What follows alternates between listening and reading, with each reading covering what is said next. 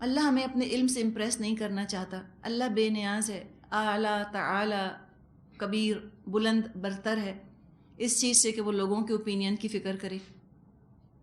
اور یہ چیز تو قرآن پڑھ کے شدت سے محسوس ہوتی ہے کہ اللہ تعالیٰ انسانوں کی رائے، انسانوں کے اوپینین سے بالا تر ہے. اللہ کو کوئی فکر نہیں. اللہ غنی ہے کہ قرآن پڑھ کر کون غصے میں آ رہا ہے، کون برا مان رہا ہے، کون کیا کہہ رہا ہے. آپ کو ایسا لگتا ہے نا، جو بات ہے اللہ صاف بیان کر دیتا ہے.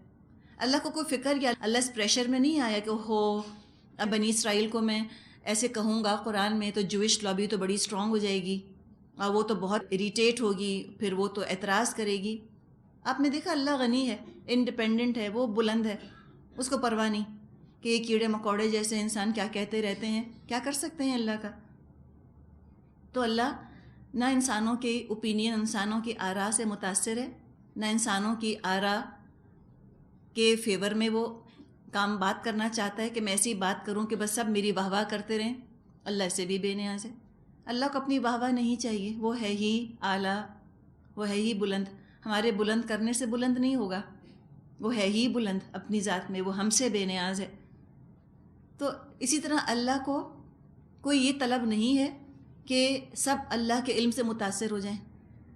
اگر اپنے علم سے اللہ کو متاثر کرنا ہوتا انسانوں کو، تو ایسے ایسے واقعات، ایسی ایسی باتیں اللہ تعالیٰ قرآن میں بیان فرماتا کہ لوگ دنگ رہ جاتے. لیکن لوگوں کو دنگ نہیں کرنا، ان کو حیران کر کے نہیں چھوڑنا، ان کو ہدایت دینی ہے. اور ہدایت کے لیے بار بار ان کو بات بتانی پڑتی ہے، دہرا دہرا کر. تو ہم انسانوں کو بھی سکھایا گیا کہ دیکھو، اگر کبھی تم کو استاد بننے کی سعادت نصیب ہو تو استاد کا ہدف یہ نہیں ہونا چاہیے کہ سننے والے میرے علم سے مرغوب ہو جائیں، مشکل مشکل الفاظ اور مشکل مشکل باتیں کہی جائیں، چاہے لوگوں کے پلے پڑے نہ پڑیں. تو اپنی ذات پر فوکس کر کے استاد نہیں بننا چاہیے، بلکہ استاد اگر بنے انسان تو اس کا فوکس سیکھنے والے پر ہو، ان کی بھلائی، ان کی بہتری نظر میں ہونی چاہیے. اور ایک بہترین استاد وہ ہوتا ہے جو ایک ہی بات کو مختلف انداز، مختلف اینگلز، مختلف مثالوں سے سمجھا سکے. تو لہذا قرآن نے باتوں کو دہرایا ہے، ریپیٹ کیا ہے. اس کا ایک اور فائدہ بھی ہوتا ہے، ذہین لوگوں کو بھی قرآن کی دہرائی سے فائدہ ہوتا ہے. وہ یہ ہوتا ہے کہ ایک بات جو پہلی دفعہ میں جتنی سمجھ آئی ہوتی ہے وہ کل بات وہی تو نہیں ہوتی. قرآن تو لامحدود ہے، اس کی علمیت اور اس کا خزانہ تو نہ ختم ہونے والا ہے. ایک دفعہ انسان پہلی دفعہ جب قرآن کو پڑھتا ہے تو ایز این ایمیچر پڑھتا ہے، اس سے بھی بہت کچھ سیکھتا ہے. پھر دوسری دفعہ پڑھتا ہے تو ایک تھوڑا ہائر لیول پر آ چکا ہوتا ہے، پھر دوبارہ قرآن پڑھ رہا ہوتا ہے، پھر دوبارہ سیکھتا ہے. پھر تیسری دفعہ جب وہ پڑھتا ہے پھر اسے کچھ اور باتیں قرآن میں سے سمجھ میں آتی ہیں، پھر وہ کچھ اور سیکھتا ہے. اور وہ زندگی بھر قرآن پڑھتا رہے، وہ زندگی بھر سیکھتا چلا جائے گا. جیسے کوئی سمندر ہوتا ہے، اس میں موتی ہوتے ہیں، اور جتنا گہرا جائے انسان تو وہ موتی اس کو ملتے چلے جاتے ہیں. تو قرآن وہ خزانہ ہے جس میں کبھی حکمت کے موتی ختم نہیں ہوتے. جیسے اپنا بھی ہم دیکھیں، ہم نے جب قرآن پڑھنا شروع کیا، شوق بھی تھا، دلچسپی بھی تھی، توجہ بھی تھی، لیکن کم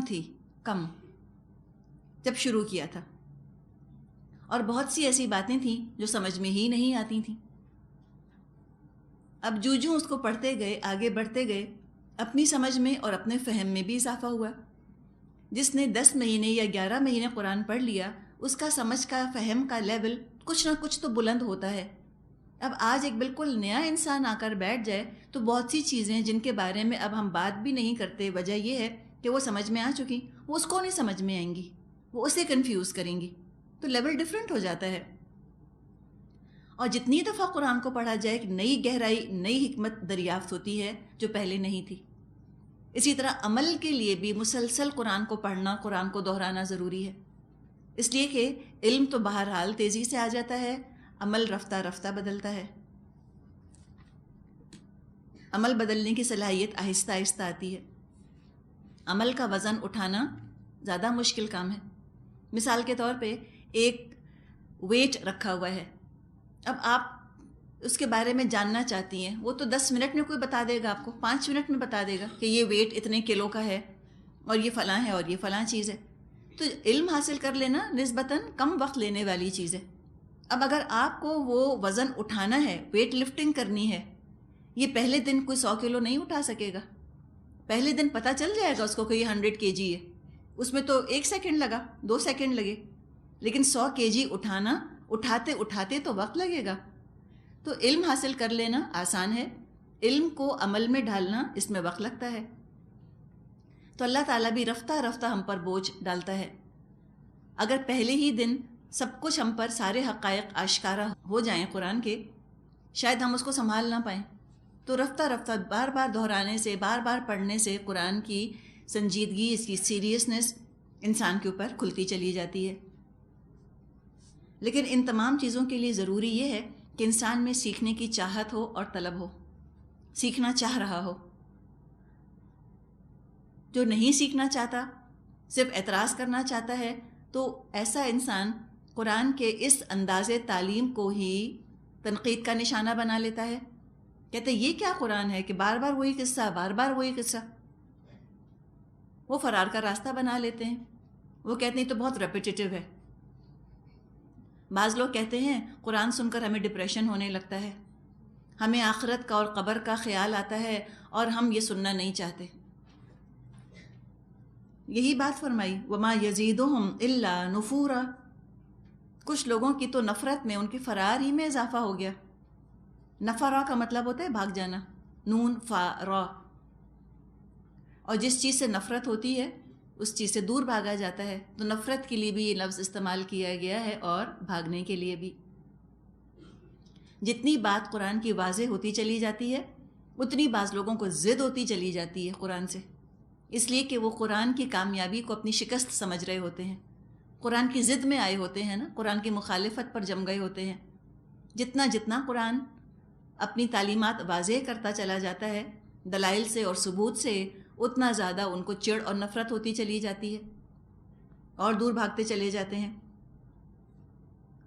آگے فرمایا آیت 42-43 قل لو كان معه آلهة كما يقولون اذا لابتغوا الى ذي العرش سبيلا سبحانه وتعالى عما يقولون علوا كبيرا. اے محمد صلی اللہ علیہ وسلم ان سے کہیے اگر اللہ کے ساتھ دوسرے خدا بھی ہوتے جیسا کہ یہ لوگ کہتے ہیں تو وہ مالک عرش کے مقام پر پہنچنے کی ضرور کوشش کرتے. پاک ہے وہ اور بہت بالا اور برتر ہے ان باتوں سے جو یہ لوگ کہہ رہے ہیں. اب یہاں دلیل دی گئی ہے کہ اچھا اگر تم یہ کہتے ہو اے مشرکوں کہ اللہ کے ساتھ اس کے شریک بھی ہیں، اللہ کے مد مقابل بھی ہیں، یا اللہ کے ہم مرتبہ ہم پلہ ہستیاں بھی موجود ہیں، تو تم دنیا کو دیکھو کہ دنیا میں جب دو ہم مرتبہ لوگ ہوتے ہیں تو ان میں تو ہمیشہ جنگ ہوتی ہے. دو لوگ ہیں جو کہ برابر کے مستحق ہیں تخت کے، تو وہ دونوں تو لڑیں گے تخت کے لیے، بادشاہت کے لیے. مغلوں کے زوال کا ایک بہت بڑا سبب شہزادوں کی آپس کی خانہ جنگی رہی، سول وار رہی ان کی. تخت حاصل کرنے کے لیے وہ لڑتے رہے. تو یہاں پر سمجھایا جا رہا ہے، اور کس طرح جیسے کہ بالکل ایک ناسمجھ بچے کو سمجھایا جاتا ہے، اس قدر صبر اور سکون سے سمجھایا جا رہا ہے کہ دیکھو اگر اللہ کے برابر کوئی دوسری ہستی ہوتی تو یقیناً عرش الہی پر اس کی نظر ہوتی، اللہ کا مقام وہ حاصل کرنے کی کوشش کرتے، اور اس طرح جنگ شروع ہو جاتی. دو بادشاہوں میں، دو لوگوں میں، دو ہستیوں میں جنگ شروع ہو جاتی. ایک اللہ اور دوسرا جو اللہ کا مد مقابل ہے، اس میں جنگ ہو جاتی. اور ایک بادشاہ جب اپنا تخت بچانے کی جد و جہد میں مصروف ہوتا ہے تو اس کی عزت تو عوام پہ پڑتی ہے. لوگ نگلیکٹ ہوتے ہیں بیچارے، عوام کی شامت آ جاتی ہے. تو اگر اللہ اس طرح نعوذ باللہ اپنا تخت بچانے کی لڑائی میں مصروف ہو جاتا تو کائنات میں ایسی صورتحال پیدا ہوتی کہ کائنات کا نظام نہ چلتا، گڑبڑ ہو جاتا. کبھی سورج نکلا، کبھی نہیں نکلا، رات ہی چل رہی ہے، یا لوگوں کو رزق نہیں ملا، انتظار میں بیٹھے ہیں، یہ سارے معاملات ہونے لگتے. اور جب ابھی پچھلے ہی کچھ سال پہلے جب رشیا میں تھوڑا سا اپہیول آیا تھا، وہاں پر حکومت کا تختہ بدلا تھا، حکومت تبدیل ہوئی تھی، انہوں نے اپنے ایک ایسٹروناٹ کو اسپیس میں بھیجا ہوا تھا. اب اس کو واپس بلانا تھا زمین پر، لیکن یہاں چونکہ ایک سیاسی جنگ چل رہی تھی، لہٰذا وہ اس کو واپس لانے میں دیر ہو گئی. 1 سال بیچارہ اکیلا اسپیس شٹل میں بیٹھا رہا، بالکل ہی وہ خبط الحواس جیسا ہو گیا تھا. سوچیں آپ ذرا، 1 سال بالکل تنہائی میں رہنا اس طرح سے، مذاق بات تو نہیں ہے. یہ تو چھوٹی سی مثال ہے، لیکن ہم یہ دیکھتے ہیں کروڑوں سال سے کائنات چل رہی ہے اور کوئی اپہیول نہیں آتا، ہر نظام بالکل سموتھلی چلتا رہتا ہے. سورج، چاند، تارے، زمین، ہر چیز نہایت خوش اسلوبی کے ساتھ اپنا کام کر رہی ہے. تو یہ پتہ چلتا ہے کہ اللہ کو کسی سے کوئی خطرہ نہیں، اللہ کو اپنے اقتدار کو بچانے کی کوئی حاجت نہیں، کوئی ہے ہی نہیں اس کا مد مقابل.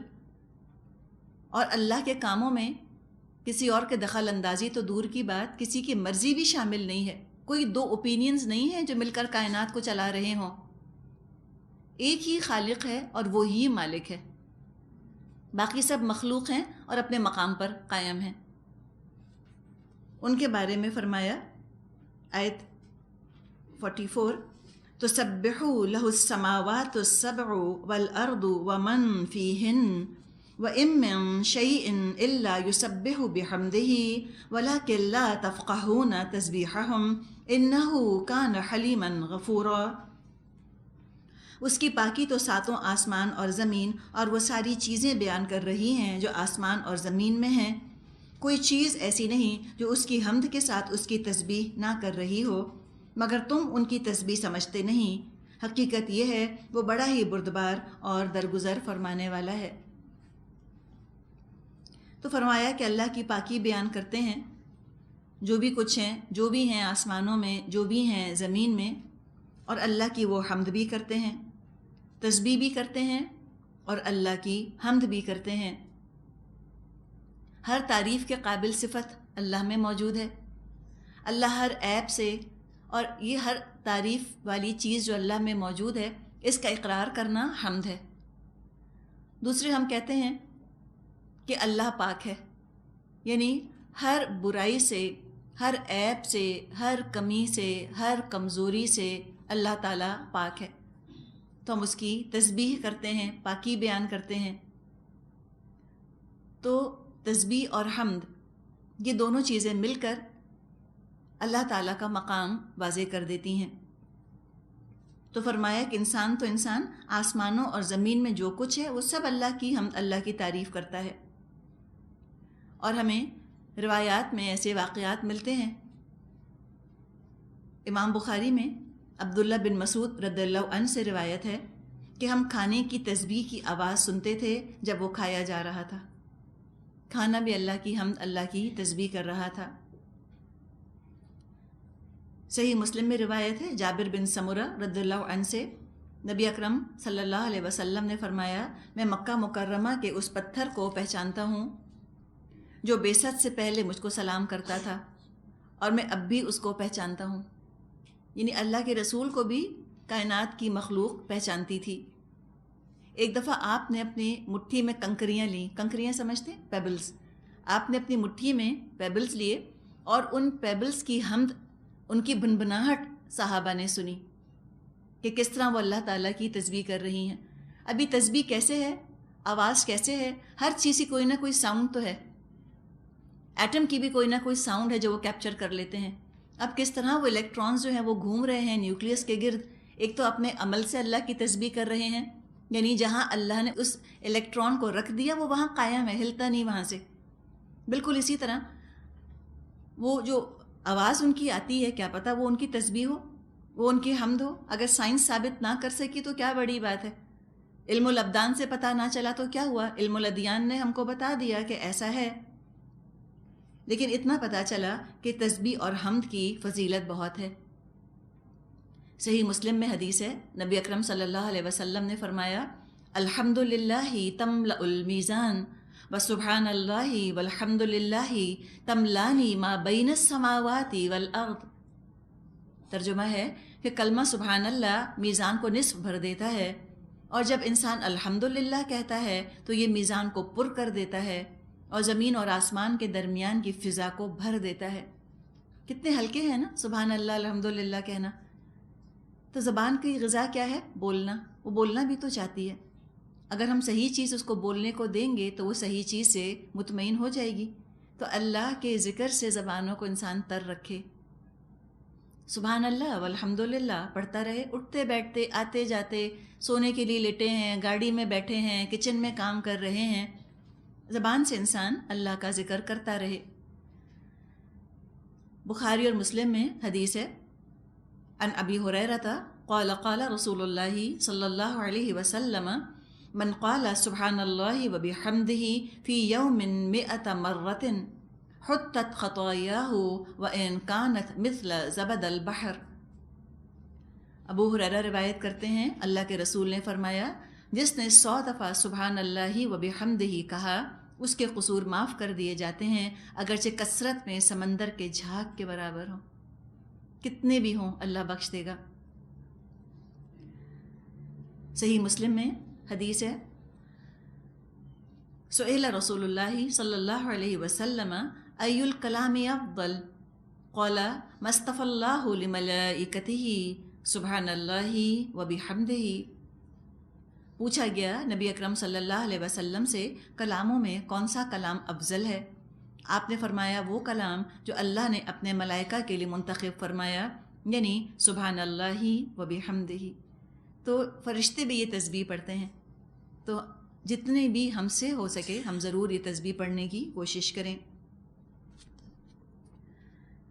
آگے فرمایا آیت 45-46، وَإِذَا قَرَأْتَ الْقُرْآنَ جَعَلْنَا بَيْنَكَ وَبَيْنَ الَّذِينَ لَا يُؤْمِنُونَ بِالْآخِرَةِ حِجَابًا مَسْتُورًا وَجَعَلْنَا عَلَى قُلُوبِهِمْ أَكِنَّةً أَن يَفْقَهُوهُ وَفِي آذَانِهِمْ وَقْرًا وَإِذَا ذَكَرْتَ رَبَّكَ فِي الْقُرْآنِ وَحْدَهُ وَلَّوْا عَلَى أَدْبَارِهِمْ نُفُورًا۔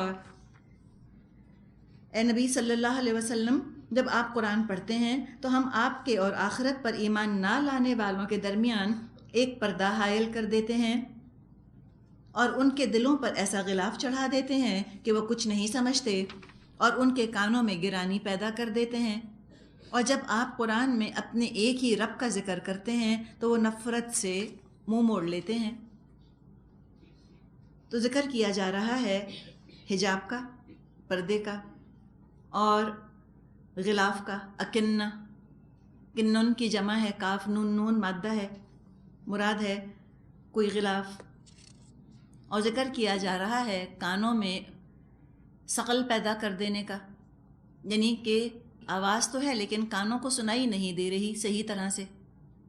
تو اس طرح ایک آڑ بھی آ گئی، دلوں پر پردے بھی پڑ گئے، اور کانوں میں وزن بھی پیدا ہو گیا، اب کوئی بات قرآن کی ان کو سمجھ میں نہیں آتی۔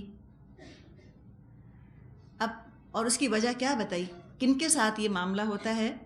الذین لا یؤمنون بالآخرہ، جو ایمان نہیں رکھتے آخرت پر، جو آخرت کو نہیں مانتے، ان کا یہ حال ہوتا ہے قرآن پڑھتے ہوئے۔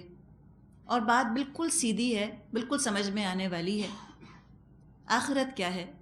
نتیجے کا اعلان ہوگا، جو دنیا میں عمل کیے ہیں ان کا نتیجہ آخرت میں ظاہر ہو جائے گا۔ اب اس امتحان والی چیز کو دنیا پہ اگر ہم اس کو منطبق کرتے ہیں، اپلائی کرتے ہیں، اور یہاں ہم کسی اسٹوڈنٹ کا معاملہ زیر بحث لاتے ہیں، تو یہی بات ہم کو یہاں بھی پتہ چلے گی۔ ایک کتاب ہے، ٹیکسٹ بک ہے، ٹیکسٹ بک تو وہی سنجیدگی سے پڑھے گا جس کو پتہ ہو کہ مجھے امتحان دے کر نتیجہ بھی وصول کرنا ہے، پاس ہوں گا یا فیل ہوں گا۔ اب جو اس معاملے میں بہت مخلص ہوتے ہیں، جن کو امتحان پاس کرنا ہی کرنا ہوتا ہے، اچھا نتیجہ لانا ہوتا ہے، وہ تو نہ صرف ٹیکسٹ بک پڑھتے ہیں، کتابیں پڑھتے ہیں، بلکہ وہ تو ٹیچر کے سر پہ سوار رہتے ہیں ایک طرح سے کہ اور بتائیے اور پڑھائیے۔ ایسے میں استاد بھی ان کو بہت شفقت سے، بہت توجہ سے، بہت محنت سے پڑھاتا ہے۔ نبی اکرم صلی اللہ علیہ وسلم کے پاس ایسے لوگوں کی بھی الحمدللہ کمی نہیں تھی جو بہت شوق سے قرآن کو سنتے تھے اور بہت شوق سے قرآن کو عمل میں لانا چاہتے تھے۔ نبی اکرم صلی اللہ علیہ وسلم ان پر توجہ دیتے تھے اور عنایت ان پر کیا کرتے تھے۔ وجہ یہ ہوتی ہے کہ جو علم کا عمل ہے یہ بھی دو طرفہ عمل ہے۔ علم دینے والا شوق سے دے اور علم لینے والا شوق سے لے، یہ بہترین صورتحال ہے۔ شوق سے لینے والے موجود ہوں، پڑھنے والے موجود ہوں، اور شوق سے پڑھانے والا نہ ہو تو بھی بہترین نتیجہ سامنے نہیں آتا۔ اور شوق سے پڑھانے والا ہو اور آگے شوق سے پڑھنے والے نہ ہوں تو تب بھی بہترین نتیجہ سامنے نہیں آتا۔ اگر پڑھایا نہیں جا رہا اچھی طرح تو پڑھنے والے بددل ہو جاتے ہیں، اور اگر پڑھا نہیں جا رہا اچھی طرح تو پڑھانے والا بددل ہو جاتا ہے۔ تو یہ 2 وے پروسیس ہے علم حاصل کرنے کا، جتنے شوق سے دیا جائے اتنے شوق سے لیا جائے تو نہایت بابرکت ہوتا ہے، مبارک ہوتا ہے۔ تو یہ تو ہم نے ڈسکس کیا ان لوگوں کا معاملہ جو شوق سے پڑھتے ہیں۔ کیوں پڑھتے ہیں شوق سے؟ ان کو نتیجے کی فکر ہے۔ اب ایک شخص کا تصور کیجئے کہ ایک شخص ہے، اس کو کوئی پرواہ نہیں فیل ہوں یا پاس ہوں، اس کے سامنے آپ بہترین کتابیں ٹیکسٹ بکس لا کے رکھ دیجئے، اس کو کیا دلچسپی ہونی ہے؟ جب کتاب سے ہی دلچسپی نہیں ہے تو استاد سے کیوں ہوگی؟ دلچسپی استاد سے پیدا ہی اس لیے ہوتی ہے کہ کتاب سے دلچسپی ہوتی ہے۔ جب کتاب ہی نہیں پڑھنی تو استاد کی کیا قدر کریں گے؟ اسی طرح جن لوگوں کو قرآن ہی نہیں پڑھنا تو ان کو نبی اکرم صلی اللہ علیہ وسلم کی کیا قدر ہوگی؟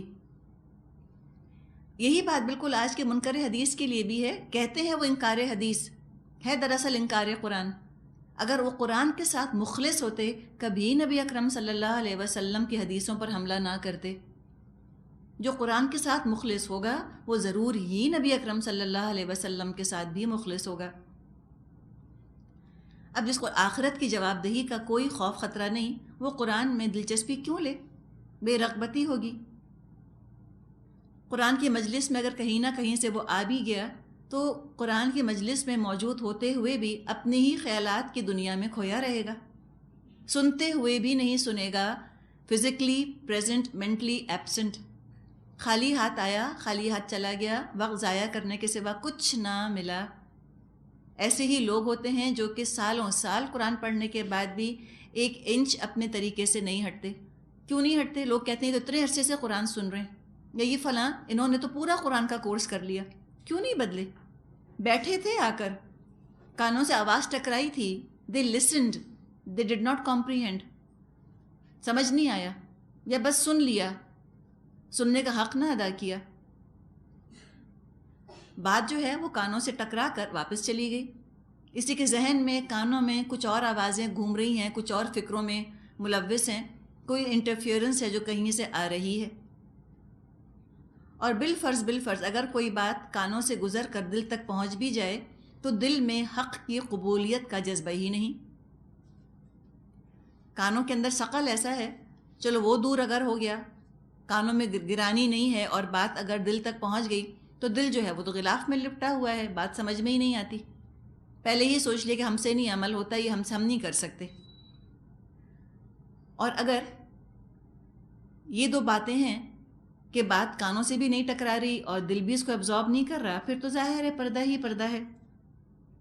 تو ایسے لوگوں کے سامنے جو پردہ ہوتا ہے، حجاب جس کا ذکر کیا گیا، یہ یوں سمجھے کہ انڈیفرنس کا پردہ ہے، غفلت کا پردہ ہے، لاپرواہی، آئی ڈونٹ کیئر ایٹیٹیوڈ، کہ اچھا جہنم ہے تو میں کیا کروں، اور جنت ہے تو میں کیا کروں، اللہ کہتا ہے نماز پڑھو تو واٹ کین آئی ڈو، اللہ کہتا ہے شراب مت پیو تو مجھ سے کیا تعلق۔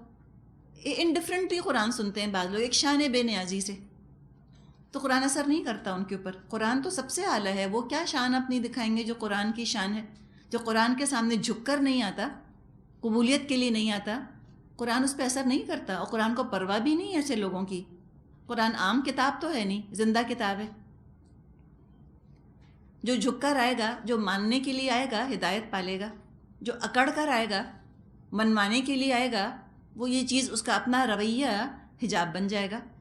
تو یہ مینٹل ایٹیٹیوڈ ہے، دراصل ایک انسان کا اپنا ذہنی ایک عمل ہے، اس کی ایک سوچ ہے جو کہ بعض دفعہ بیریئر بن جاتی ہے، قرآن کو سمجھنے میں آڑ بن جاتی ہے۔ اور ایسے لوگوں کی ویو لینتھ نہیں ملتی قرآن سے، وہ کچھ اور سوچ کر آئے ہوتے ہیں، سننے کو کچھ اور ملتا ہے، تب بھی ان کو غصہ آتا ہے۔ جیسے یہاں ذکر کیا کہ جب قرآن میں آپ ایک اللہ کا ذکر کرتے ہیں تو کیا کرتے ہیں یہ ولوا علی ادبارہم نفورا، پیٹھ موڑ کر نفرت سے بھاگنے کی فکر میں لگ جاتے ہیں۔ تو آج بھی بعض لوگ آتے ہیں قرآن سننے، وہ قرآن سے بس صرف وہ سننا چاہتے ہیں جو ان کے لائف سٹائل کو، ان کی سوچ، نظریے، عقیدے کو کنفارم کر دے، ویریفائی کر دے، موقت کر دے۔ اس سے کوئی چیز ٹکراتی ہے ان کے اپنے عقیدے سے، ان کے اپنے رواجوں سے، ان کی اپنی رسموں یا ان کے اپنے ذہن کی سوچ سے اگر قرآن ٹکراتا ہے تو اس میں دو رویے سامنے آ سکتے ہیں، یا انسان اپنی سوچ چھوڑ دے، قرآن کو قبول کر لے، یا وہ قرآن کو چھوڑ دے اور اپنی بات پر اڑ جائے۔ تو جو اکڑ کر آئے گا، جو قرآن کو اپنے پیچھے چلانے کے لیے آئے گا، وہ کیا قرآن قبول کرے گا؟ قرآن سن کر، قرآن پڑھ کر تو اس کے اندر ریزنٹمنٹ ہی ابھرے گی، غصہ ہی ابھرے گا اس کے اندر۔ تو اگر انڈیفرنس کا پردہ پڑا ہوا ہے تو قرآن سمجھ میں آئے گا ہی نہیں، لاپرواہی۔ جتنا کوئی شخص قرآن سے غنی ہوتا ہے، قرآن اس سے زیادہ اس سے غنی ہے۔ جو لاپرواہی کرتا ہے قرآن سے، قرآن اس سے زیادہ اس سے لاپرواہ ہے۔ قرآن تو پھر اس کی ضرورت ہے، وہ ہے قرآن کا محتاج۔ قرآن تو انسانوں کا محتاج نہیں سنتے مت سنو۔ ابھی ہم نے بات کی نا، اللہ کی شان بہت بلند ہے، اللہ ہیڈ کاؤنٹ میں نہیں پڑتا کہ اچھا لوگ نہیں سن رہے، کیا کروں، چینج کروں، ڈائلیوٹ کروں۔ اللہ کو کیا پرواہ، آ رہا ہے نا بار بار اللہ کی صفات ہم پڑھ رہے ہیں، علوًا کبیرا، اللہ بہت بڑا ہے، اللہ بہت اعلیٰ ہے، اس کو انسانوں کی آراء کی، اوپینینس کی کوئی پرواہ نہیں۔ تو انڈیفرنٹ ہو تو رہو، نو پرابلم۔ اگر کسی کے ذہن پر کفر کا یا شرک کا پردہ ہے تو مسلمان کہلاتے ہوئے بھی قرآن ہی سے اپنی شرک کی دلیل ڈھونڈ لیتے ہیں لوگ۔ قبر پرستی کا جن کو شوق ہے، اولیاء پرستی کا جن کو شوق ہے، وہ قرآن سے ڈھونڈ لیتے ہیں کوئی نہ کوئی دلیل، اپنے خیالات کے رنگ میں قرآن کو رنگ لیتے ہیں۔ اگر دنیا پرستی کا غلبہ ہے، پردہ ہے ذہنوں کے اوپر، قرآن کی آڑ میں اس کو بھی جسٹیفائی کر لیتے ہیں۔ جیسے آپ دیکھیں کہ ایک لائٹ ہے، سورج کی روشنی ہے مثال کے طور پہ، ایک کیا رنگ ہے، نیچرل کلر ہے نا سورج کی روشنی کا۔ اب کسی کو وہ اچھا نہیں لگتا، اس کو لال رنگ بہت اچھا لگتا ہے۔ آپ ایک لال رنگ کا کاغذ اپنی آنکھوں کے سامنے رکھ لیجئے، سورج کی روشنی لال رنگ کی لگنے لگ جائے گی۔ کسی کو نیلا رنگ پسند ہے، اپنی آنکھوں کے سامنے نیلے رنگ کا کاغذ رکھ لیجئے، سورج کی روشنی نیلی نظر آنے لگ جائے گی۔ تو بعض لوگ اسی طرح اپنی پسند کا پردہ اپنی آنکھوں کے سامنے رکھ لیتے ہیں، قرآن کی تعلیمات ان کو اپنے ہی رنگ میں نظر آنے لگ جاتی ہیں، ڈسٹارٹ ہو جاتی ہیں۔ بعض دفعہ کیا ہوتا ہے، یہ جو حجابوں کا ذکر ہم کر رہے ہیں، یہ پردے، یہ کرٹنز ہلکے ہوتے ہیں، ذرا سی محنت سے ہٹ بھی جاتے ہیں، کوئی بڑی بات نہیں۔ بعض دفعہ ایک نہیں بہت سارے پردے ہوتے ہیں، غفلت کا بھی، شرک کا بھی، انڈیفرنس کا بھی، لاپرواہی اور دنیا کی محبت، بہت ساری چیزیں ہوتی ہیں۔ کوئی بات نہیں، محنت کر کے وقت کے ساتھ ایک ایک کر کے یہ پردے بھی ہٹ جاتے ہیں۔ بعض آئرن کرٹنز ہوتے ہیں، کسی صورت نہیں ہلتے، اور یہ آئرن کرٹن صرف تکبر کا پردہ ہے، تکبر کا پردہ نہیں ہٹتا، باقی ہر کرٹن، ہر حجاب ہٹ جاتا ہے۔ آگے فرمایا آیت 47-48، نحن اعلم بما يستمعون به اذ يستمعون اليك وَإِذْ هُمْ نَجْوَى إِذْ يَقُولُ الظَّالِمُونَ إِن تَتَّبِعُونَ إِلَّا رَجُلًا مَسْحُورًا انظُرْ كَيْفَ ضَرَبُوا لَكَ الْأَمْثَالَ فَضَلُّوا فَلَا يَسْتَطِيعُونَ سَبِيلًا۔ ہمیں معلوم ہے جب وہ کان لگا کر تمہاری بات سنتے ہیں تو دراصل کیا سنتے ہیں، اور جب بیٹھ کر باہم سرگوشیاں کرتے ہیں تو کیا کہتے ہیں۔ یہ ظالم آپس میں کہتے ہیں، یہ تو ایک سحر زدہ آدمی ہے جس کے پیچھے تم لوگ جا رہے ہو۔ دیکھو کیسی باتیں ہیں جو یہ لوگ تم پر چھانٹتے ہیں، یہ بھٹک گئے ہیں، انہیں راستہ نہیں ملتا۔ سمع کا مطلب ہوتا ہے سننا، استمع کا مطلب ہوتا ہے بہت غور سے سننا، کان لگا کر سننا۔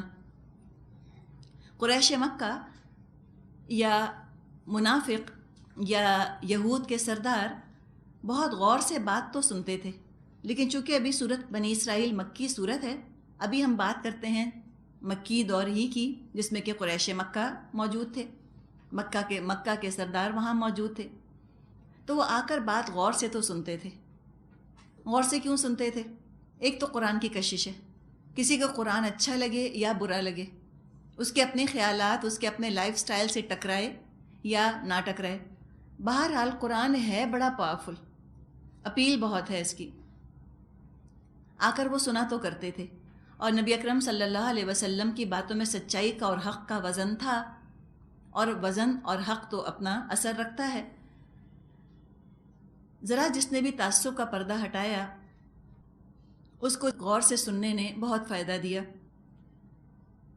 اور ان کے دل جم گئے. بالآخر وہ ایمان لے آئے، اور ہم دیکھتے ہیں کہ مکے والے تقریباً سب ہی ایمان لے آئے تھے. چند ہی کٹر تھے جو کہ جمے رہ گئے کفر پر آخر تک. جو بالکل جم گئے تھے انکار پر، ان کا یہاں پر رویہ بتایا جا رہا ہے کہ آتے تھے، غور سے سنتے تو تھے. سنتے ہیں یہ آپ کی بات آ کر، کیوں سنتے ہیں؟ غور سے اس لیے نہیں سنتے کہ ہدایت چاہیے، غور سے اس لیے سنتے ہیں کہ کوئی تنقید کا پہلو نکل آئے، کوئی کمزوری ان کو نظر آ جائے.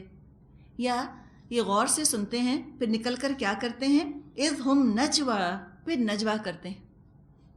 نجوا کہا جاتا ہے چپی سرگوشی کو، اور شورا اس کے مقابلے میں ایک اور لفظ ہے، شورا کہا جاتا ہے کھلے مشورے کو. شورا اسلام میں نہایت پسندیدہ ہے. ہم پڑھیں گے سورۃ الشورا میں کہ امرہم شورا بینکم، ان کا معاملہ آپس کے مشورے سے چلتا ہے. مجھے کوئی پریشانی ہے، اب میں کھلا سب کے سامنے اس کو رکھوں گی کہ دیکھیں بھئی یہ پرابلم ہے، اس کو سولو کرنا ہے، اس کو حل کرنا ہے. یہ چیز بہت اچھی ہے. اور جہاں بھی کوئی آرگنائزیشن ہوگی منظم ہو کر ایک جماعت کے طور پہ کام کیا جا رہا ہوگا، اور جماعت سے مراد کو رجسٹرڈ جماعت نہیں ہے، مراد ہے کہ لائک مائنڈڈ لوگ کہیں بیٹھیں گے، کامن ایم کامن گول بنا کر بیٹھیں گے، آرگنائز ہوں گے، کام شروع کریں گے. اس میں ظاہر ہے کہ بعض دفعہ بعض کو بعض سے شکایت ہو بھی جاتی ہے. اس میں اب دو آپ کے پاس طریقے ہوتے ہیں اس شکایت کو دور کرنے کے. یا غلط فہمی ہو جاتی ہے، انسان ہی ہیں، ہمیں غلط فہمی ہو جاتی ہے، بعض دفعہ بدگمانی آ جاتی ہے کسی کے لیے. اس کے دو طریقے ہیں، ایک ہے نجوا، ایک ہے شورا. شورا یہ ہے کہ جس سے شکایت ہے ڈائریکٹلی جا کر اس سے بات کر لی گئی، اور اگر اپنے دل میں بدگمانی ہے تو اس کو پہلے خود ٹٹولا گیا کہ میری بدگمانی درست ہے یا نہیں، کہیں ایسا تو نہیں کوئی احساس کمتری، کوئی احساس محرومی، کوئی میری اپنی پریشانی مجھ کو بدگمانی پر مجبور کر رہی ہو. بات وہ نہیں جو میں نے غلط سمجھی، میں نے غلط سمجھا، بات ایسی نہیں. پہلے یہ انسان سوچے، پھر اس کو لگے کہ نہیں جو میری بات ہے وہ ہے بالکل درست، میں نے جو غلطی نظر آ رہی ہے یہ واقعی غلطی ہے، یہ مسئلہ ہے یہاں پر.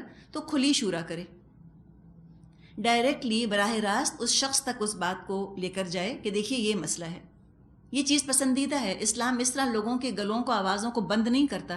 اسلام میں ہے فریڈم آف ایکسپریشن، بات کیجئے، رائے دیجئے، تنقید کیجئے، لیکن پازیٹیو کنسٹرکٹیو، ڈسٹارٹ کر کے نہیں. اب نجوا کیا ہے کہ کوئی بدگمانی آئی، اس کو سوچا بھی نہیں کہ یہ بدگمانی ہے یا یہ حقیقت، سوچا کہ میرے دماغ میں یہ خیال آیا ہے، چونکہ میرا خیال ہے تو صحیح ہی ہوگا، غلط نہیں ہو سکتا، ایسا اعتماد اپنے اوپر. تو بدگمانی کو دل میں بٹھایا، جمایا، اور پھر براہ راست اس شخص تک نہ پہنچایا. چپکے چپکے اس سے بات کی، چپکے چپکے اس سے بات کی، کسی سے کہا، پھر اس سے کہا، پھر دوسرے سے، پھر تیسرے سے، اندر ہی اندر خود بدھ ہو رہی ہے. یہ ہے نجوا. نجوا اور شورا دو بالکل مختلف اثر ڈالتا ہے کسی بھی جماعت، کسی بھی آرگنائزیشن پر. شورا جماعت کو مضبوط کرتا ہے، لوگوں کو آپس میں باندھ دیتا ہے، ان کے اندر اعتماد کا رشتہ پیدا ہوتا ہے، اتحاد کا سبب بنتا ہے شورا.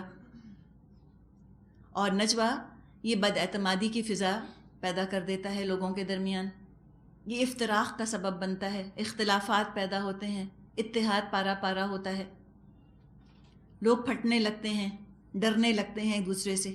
جب نجوا ہوتا ہے نا تو ہر ایک دوسرے کو شک کی نظر سے دیکھتا ہے کہ یہ بھی ملوث ہے، کہ یہ بھی اس میں انوالو ہے، اس نے ایسے کیا، اس نے ایسے کیا. یہ پارٹی ود ان پارٹی بننے لگتی ہے، انٹرنل پالیٹکس اس کو ہم کہتے ہیں نا، سیاست ہونے لگتی ہے اس طرح سے اندر ہی اندر. اسے فون کر کے کچھ کہہ دیا، اسے فون کر کے کچھ کہہ دیا، پھر جب بات سامنے کا کہ نہیں نہیں میں نے تو نہیں کہا، عجیب تکلیف دہ صورتحال میں انسان اپنے آپ کو ڈال دیتا ہے. اور یہ چھپی سرگوشی کرنا یہ نجوہ ہے، یہ اسلام میں انتہائی ناپسند ہے. سورۃ النساء میں بھی ہم نے نجوہ کے بارے میں پڑھا تھا، اور یہاں پھر ہم نجوہ کا ذکر پڑھ رہے ہیں سورۃ بنی اسرائیل میں. آگے بھی ہم پڑھیں گے نجوہ کے اوپر. دہرا کر اللہ تعالیٰ یہ بات لے کر آیا ہے کہ نجوہ مت کرو. اور کن چیزوں میں نجوہ جائز ہے؟ صدقہ کرنے میں، خیر کی بات کرنے میں، وہ بھی ہم نے ایکسیپشنز پڑھ لیے تھے. لیکن آن دا ہول نجوہ اچھا نہیں. تو یہ کیا کرتے تھے؟ قریش مکہ نجوہ کرتے تھے. بات سن لی نبی اکرم صلی اللہ علیہ وسلم کی، اب بیٹھ کے تنقیدیں کر رہے ہیں. یہ کوئی کہنے کی بات تھی؟ یہ کوئی بات تھی؟ یہ طریقہ؟ یا بات سن لی بہت غور سے، ذہین تو تھے، یاد رکھ لی، اب اس کو آؤٹ آف کانٹیکسٹ پیش کرنا جا کر. جو بات تھی اس کو موقع محل سے کاٹ دینا، غلط جگہ اس بات کو بیان کرنا، ایک جملے کا ٹکڑا لے لینا اور اس کو کوٹ کرنا شروع کر دینا. یہ کیا ہو جاتا ہے؟ آؤٹ آف کانٹیکسٹ کوٹ کرنا. اور یہ وہی کر سکتا ہے جس نے کہ غور سے بات سنی تھی. جس کو کچھ یاد ہی نہیں رہتا وہ کیا کوٹ کرے گا آگے؟ تو یہ ان کا انداز ہوا کرتا تھا. اور یہ کہا کرتے تھے کہ تم تو ایک ایسے شخص کے پیچھے جا رہے ہو جس پر کہ جادو کر دیا گیا ہے. ایسی باتیں بہت کی قریش مکہ نے. نجوہ بھی کیا، نبی اکرم صلی اللہ علیہ وسلم کو بدنام کرنے کی کوشش بھی کی، بہت کچھ انہوں نے کیا، لیکن کامیاب نہ ہوئے. کسی اور کو بھٹکایا یا نہ بھٹکایا، خود اپنے پیر پہ کلہاڑی ماری.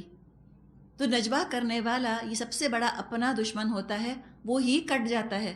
ہو سکتا ہے کہ اس کی کوششوں سے اتحاد پارا پارا ہو یا اتحاد پارا پارا نہ ہو کسی جماعت کا، وہ تو اللہ مالک ہے نا. تو اللہ کو جو منظور ہوتا ہے وہ ہوتا ہے. لیکن اپنی اس بری کوشش کا انجام وہ خود ضرور بھگتتا ہے. وہ خود ضرور ہی اجنبی محسوس کرنے لگتا ہے، اپنے آپ کو کٹ آف فیل کرنے لگتا ہے، آؤٹ سائڈر فیل کرنے لگتا ہے. اس لیے کہ جو مخلص لوگ ہوتے ہیں شروع میں تو وہ نجوہ کرنے والے کی بات سن لیتے ہیں، لیکن جب ان کو احساس ہو جاتا ہے کہ یہ تو برائی کر رہا ہے، وہ خود اس سے کٹ جاتے ہیں، خود اس سے بچ کے رہتے ہیں کہ کہیں اپنی اس برائی کے اندر یہ ہمیں بھی ملوث نہ کر لے. تو مکے والوں کا جو نجوہ کرنے والے تھے، جو اپنے کفر پر اڑ گئے تھے، ان کا پر انجام یہی ہوا کہ انہی کی تباہی ہوئی اور انہی کی بربادی ہوئی. یہی بات اللہ تعالیٰ نے فرمائی کہ دیکھیں کیسے یہ لوگ آپ کے لیے مثالیں بیان کرتے ہیں، کیسی کیسی باتیں آپ کے پیٹھ پیچھے بیٹھ کر آپ کے بارے میں کرتے ہیں. تو یہ تو بھٹک گئے. فضلوا، کسی کو بھٹکایا نہ بھٹکایا خود تو بھٹک گئے اور اب یہ راستہ نہیں پاتے. اب وہ کیا کہا کرتے تھے؟ قریش مکہ، ان کی باتوں کا ذکر آ رہا ہے اور ان کا جواب بھی آ رہا ہے. فرمایا آیت 49 سے 52، وَقَالُوا أَإِذَا كُنَّا عِظَامًا وَرُفَاتًا أَإِنَّا لَمَبْعُوثُونَ خَلْقًا جَدِيدًا. وہ کہتے ہیں جب ہم صرف ہڈیاں اور خاک ہو کر رہ جائیں گے تو کیا ہم نئے سرے سے پیدا کر کے اٹھائے جائیں گے؟ قرآن کہتا ہے نا کہ قیامت آئے گی، قبروں سے نکالے جاؤ گے، دوسری زندگی ملے گی. تو کہتے تھے کہ جب ہم پرانی بوسیدہ ہڈیاں ہو جائیں گے اور ہم ریزہ ریزہ ہو جائیں گے، ہمارے ایٹمز، ہمارے مولیکیولز بھی تحلیل ہو جائیں گے، ایک ایک سیل ہمارا جدا ہو جائے گا ہمارے جسم سے، تو کیا دوبارہ ہم کو کھڑا کیا جائے گا؟ کہنے کو سوال ہے، اصل میں انکار ہے. کہہ رہے ہیں کہ ناممکنات میں سے ہے، اٹس این امپاسبل سچویشن، ہو ہی نہیں سکتا. مراد ان کا انکار ہے یہاں پر. وہ کوئی بہت خلوص سے پوچھ نہیں رہے. اس لیے نہیں پوچھ رہے اس لیے کہ حجابم مستورن ہے ان کے اوپر. ان کو بات سمجھ ہی نہیں آتی قرآن کی. اپنی محدود عقل سے قرآن کو سمجھنے کی کوشش کرتے ہیں، اپنے چھوٹے سے ٹیوب ویژن کے اندر قرآن کو فٹ کرنے کی کوشش کرتے ہیں، اور قرآن تو کسی کی محدود ویژن کے اندر آتا نہیں سما سکتا. قرآن سمجھنے کے لیے تو ذہن کا کھلنا بڑا ضروری ہے، وسعت چاہیے ذہن کی، کھلا ذہن چاہیے. تو ان کو تو بات ہی نہیں سمجھ آتی تھی کہ ہم زندہ کیسے کیے جائیں گے. اب جواب کیا دیا جا رہا ہے کتنے وقار سے.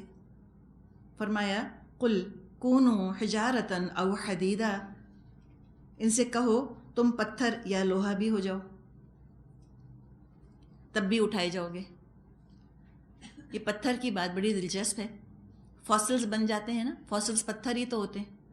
ہزاروں سال گزر جاتے ہیں تو زندگی کے آثار جو ہیں وہ فاسلائز ہو جاتے ہیں. جانوروں کی ہڈیاں یا کوئی چیز وہ فاسل فارم میں ہے. تو آج بھی جو یہ آرکیولوجسٹس ہوتے ہیں، آثار قدیمہ پہ جو کام کرنے والے لوگ ہیں، ماہرین آثار قدیمہ، وہ اسی طرح فوسل جمع کرتے ہیں، فوسل ایویڈنس تلاش کرتے ہیں. تو کہا کہ تم کیا فوسلائز بھی ہو جاؤ، چلیں آج جدید زبان میں ہم بات کریں، تمہاری ہڈیاں جو ہیں فوسلائز ہو جائیں، یا تم لوہا بھی بن جاؤ تب بھی کھڑا کر دے گا اللہ. یعنی فوسل جو مٹی ہوتی ہے، مٹی سے تو پھر بھی زندگی کے آثار، زندگی برآمد ہو سکتی ہے. لکڑی یا لوہا بھی بن جاؤ جس میں زندگی کے کوئی آثار نہیں ہوتے، تب بھی تم کو اللہ اٹھا کر کھڑا کر دے گا. او خلقا مما یکبر فی صدورکم، یا اس سے بھی زیادہ کوئی سخت چیز جو تمہارے ذہنوں میں ہو، جو قبول حیات سے بعید تر ہو. مراد ہے اس سے بھی بڑی کوئی چیز، لوہے سے بھی بڑی کوئی چیز تمہارے دماغوں میں ہو، تم وہ بن جاؤ گے تب بھی اللہ تم کو زندہ کر کے کھڑا کر دے گا. جب یہ سنتے تھے تو کہتے تھے فَسَيَقُولُونَ مَن يُعِيدُنَا، ان قریب وہ ضرور پوچھیں گے کون ہے وہ جو ہمیں پھر زندگی کی طرف پلٹا کر لائے گا. ابھی جواب آپ دیکھیں کتنا نپا تلا جواب ہے نا جو اللہ تعالیٰ نے دیا ہے چند الفاظ میں. بعض دفعہ کم الفاظ کا جواب بڑا بھاری ہوتا ہے. ہر سوال کے جواب میں تقریر ضروری نہیں ہے. یہ بات ہم کر رہے ہیں، بعض کوئی آپ سے لمبا چوڑا، کوئی آپ سے کمپلیکیٹڈ قسم کا سوال پوچھتا ہے، کہتا ہے کہ اللہ تعالیٰ نے کیوں پیدا کیا انسانوں کو، اللہ کو کیا ملتا ہے لوگوں پر ظلم ہوتا دیکھ کر، آخر دنیا میں کوئی ایسا کیوں ہے اور ویسا کیوں ہے اور یہ کیوں ہو رہا ہے، کیوں بنائی کائنات اللہ نے. اتنا لمبا سوال تھا، آپ جواب میں 2 الفاظ بولیں واللہ اعلم، اللہ بہتر جانتا ہے.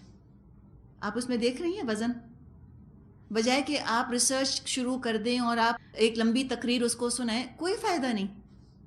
بعض دفعہ بڑا مختصر جواب جو ہوتا ہے وہ خوب وزن والا، بھاری ہوتا ہے. یہاں چند الفاظ میں کہہ دیا گیا، اب وہ لاجواب ہو گئے، خاموش ہو گئے. اب نئی ترکیب سوچی، اب کیا پوچھا کہ اچھا بتاؤ کون زندہ کرے گا. ایک اور سوال پوچھا، فرمایا قل الذی فطرکم اول مرہ، جواب میں کہو وہی جس نے پہلی بار تم کو پیدا کیا. پتہ یہ چلا کہ چیزوں کو اللہ کی طرف لوٹا دینا بڑا خوبصورت جواب ہے. ہر جواب کے لیے اپنی عقل کے گھوڑے دوڑانے کی ضرورت نہیں ہے. بعض جوابات ایسے ہوتے ہیں کہ جن کو آپ اللہ کی طرف لوٹا دیجئے، بس وہ اتنے خوبصورت جواب ہو جاتے ہیں. انہوں نے کہا کہ کون لوٹائے گا؟ کہا جس نے پہلی دفعہ پیدا کیا وہی دوبارہ پیدا کرے گا.